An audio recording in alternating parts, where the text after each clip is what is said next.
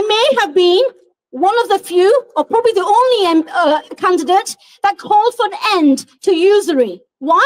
Not because I'm anti-Semitic, but usury is a form of financial enslavement.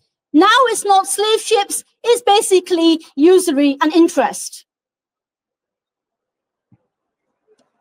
I was one of the first and the only parliamentary candidate to publicly call for Hamas to be deproscribed. I said Hamas were a legitimate resistance movement, and armed struggle was legal under international law. It is the UK law, usurped by Israel lobbies, that's out of step.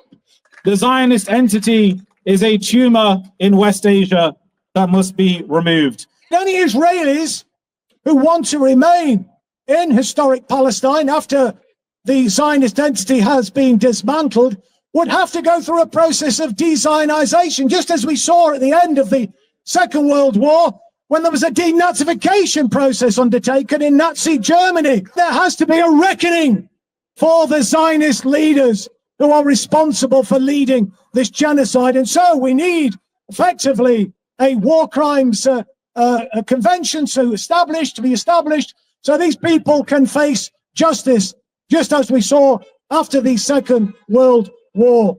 We need to mobilize. We have seen states like Yemen, with their solidarity with the Palestinian cause, step up to the plate and use armed intervention to stop the fascist enterprise. We have seen others in the axis of resistance show the ultimate form of solidarity, the willingness to resist on the ground to stop the killing. Where are we?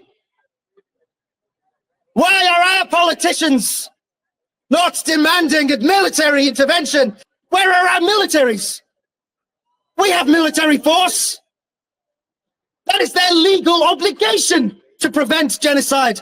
Send the armies, send the navies, dismantle the checkpoints, dismantle the apartheid wall, force Israelis to evacuate from Palestine. This is not controversial.